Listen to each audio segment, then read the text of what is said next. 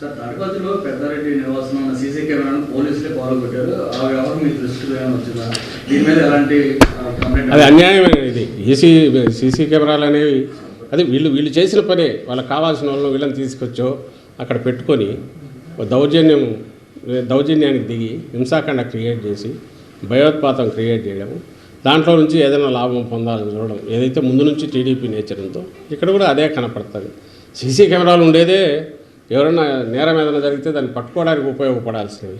పోలీసులు పోయి దాన్ని పగలగొట్టడం అంటే ఇంకా అంతకంటే ఘోరం ఏమైనా ఉంటుందా? దాని మీద ఈసీకి మళ్ళీ కంప్లైంట్ పెడుతున్నాము, ఇది చేస్తాం. కానీ ఈ మొత్తం ఈ 10-15 ఈ మన ఎన్నికలు అయినప్పటి నుంచి జరుగుతున్నవి చూస్తే మాత్రం టార్గెటెడ్గా తెలుగుదేశం పార్టీ ఈ ఎలక్షన్ కమిషన్లో తనకున్న లొసుగులను ఆసరా చేసుకుని అక్కడ ఉన్న కొంతమంది వ్యక్తులను పట్టుకొని అడ్డగోలుగా బిహేవ్ చేసింది.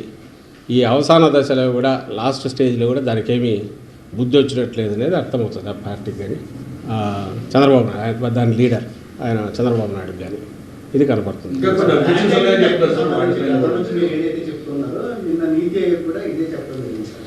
ల్యాండ్ టైటిలింగ్ యాక్ట్ గురించి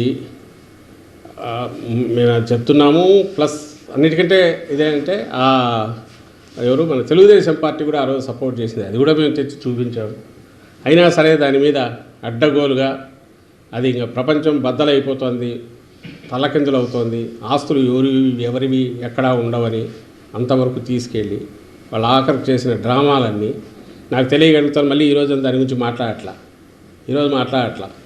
అయిపోయింది వాళ్ళ పని. దాని పని దాంట్లో 2 తెలుస్తాయి. నేను ఇంతకుముందు అన్నట్టు వాళ్ళు ఇచ్చిన ప్రామిసుల మీద వాళ్ళకి నమ్మకం లేదు, వాళ్ళను జనం తెలుగుదేశం పార్టీని నమ్ముతున్నారనే నమ్మకం కూడా వాళ్ళకి లేదు. బెదరగొట్టడం ద్వారా ఏదో చేయాలని, భయపెట్టడం ద్వారా ఏదో జరగబోతుంది చేయాలని ల్యాండ్ టైటిలింగ్ యాక్ట్ అనేది అది వచ్చేసింది. అది వస్తే మీ బతుకులన్నీ ఇదైపోతాయి, మీ ఆస్తులు మీవి కాదని ప్రచారం చేయాలని చూశారు. ఆ నెగిటివ్ దాంట్లో పడి వాళ్ళు కొట్టుకుపోయినారు. దాని రిజల్ట్ ఏదన్నా ఉంది అంటే అది తెలుగుదేశం పార్టీకి నష్టం జరిగింది అనేది పోలింగ్ చూస్తే అర్థమవుతుంది. ఈరోజు ఆఖరికి అర్థమైందిగా. అంటే నీతి ఆయోగ్ వాళ్ళే ఆర్టీఐ యాక్ట్ కింద ఎవరో పెడితే క్లారిఫికేషన్ ఇస్తే దాన్ని వాళ్ళు కూడా మేము సపోర్ట్ చేస్తున్నాం, మంచి ఇదని వాళ్ళు అన్నారు.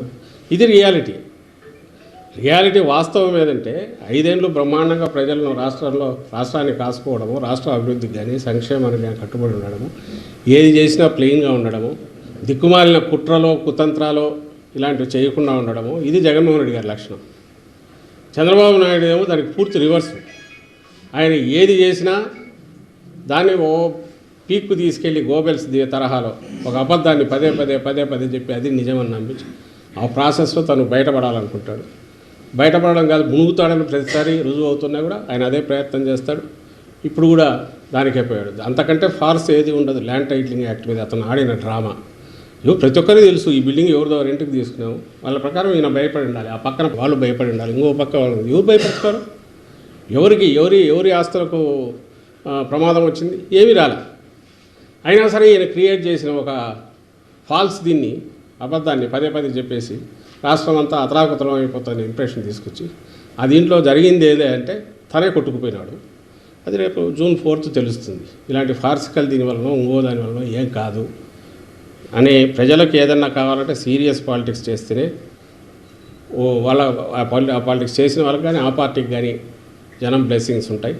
ప్రజలకు కావాల్సింది కూడా అలాంటిదే తప్ప ఇలాంటి పబ్లిసిటీ దాన్ని ఏమంటారు, మీడియా చేతిలో ఉందేనో మౌత్ పబ్లిసిటీ దీని ద్వారానో కేవలం అబద్ధాలు ప్రచారం చేయడం ద్వారా ఎలాంటి ఇది ఉండబోదు, ప్రయోజనం ఉండబోదని ఈ ఎన్నికల్లో అది కూడా ఒకటి రుజువు అవుతుంది. రేపు June 4 మీరు ఫలితాలు చూసినప్పుడు తెలుస్తుంది.